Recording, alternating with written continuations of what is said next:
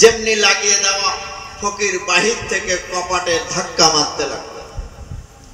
লেখা আছে কিতাবে, ফকির ধাক্কা মারছে বারবার, একবার নয়, দুইবার নয়, তিনবার নয়, চারবার নয়, বারবার ধাক্কা মারছে। তো আমার গৌসুল আজম বলছে, মা তারপরে কি হলো?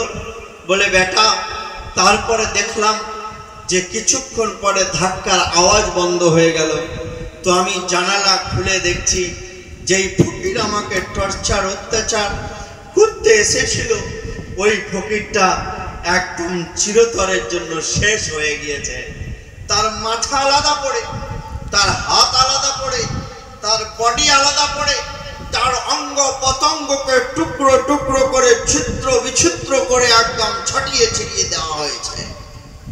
আমার গৌসে পাক মুচকি হেসে বলছে, মা তবে শোনো এবার, সেদিন যখন তুমি নিরুপায় হয়ে তুমি আল্লাহর দরবারে তুমি বাঁচার জন্য দরখাস্ত করেছিলে, আর আমি গৌসে আজম সেই সময় তোমার পেট থেকে খোদাকে বলেছিলাম, রব তুমি পারো না এমন কোন কাজ, আমার জানা নাই, বিনা বাপে তুমি বাচ্চা মায়ের পেটে দিতে পারো। জোরে বলুন সুবহানাল্লাহ।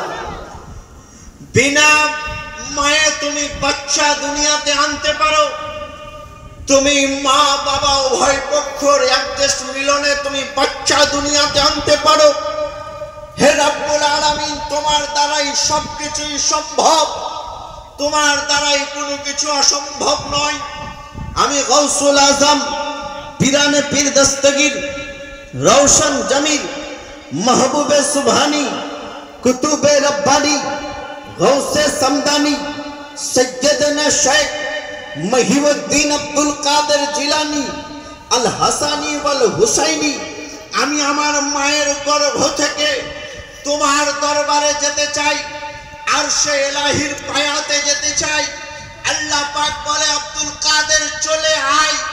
আব্দুল কাদের জিলানী মায়ের গর্ভ থেকে পার হয়ে আরশে ইলাহির পার্লামেন্টে গিয়ে বিরাট একটা চালহা কাঠ নিয়ে আরশে ইলাহি থেকে জমিনে এসে ফকিরের মাথাতে বেরিয়ে বেরিয়ে মাথার মগজকে বের করে দিয়ে, হাতকে কেটে ছিঁড়ে দিয়ে, পাকে কেটে দূর করে দিয়ে সারা পৃথিবীর মানুষকে মায়ের ইজ্জতের হেফাজত ছেলে করবে, এটাই প্রমাণ করতে গিয়ে গৌসুল আজম পিরানে পীর দস্তগীর 10 মাসের বাচ্চা মা জননীর পেটের ভিতর থেকে খোদার দরবারে গিয়ে আরশে ইলাহি থেকে ডান্ডা এনে ফকিরকে ঠান্ডা করে দিয়ে মাকে নিরাপত্তা ভাবে দুনিয়ার বুকে আবার জীবিকা নির্বাহ করান।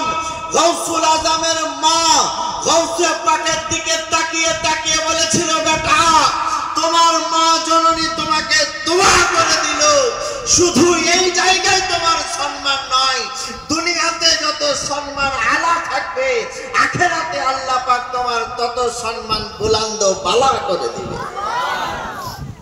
শুধু দুনিয়াতে নয়, সর্ব জায়গাতে তোমার সম্মান, সব জায়গায় তুমি সম্মানিত হয়ে থাকবে। এটা গৌসে পাকের মা দোয়া করেছিলেন। 10 মাসের বাচ্চা পেট থেকে বার হয়ে মায়ের হেফাজত করেছিলেন। 7 খান কিতাবে লেখা আছে।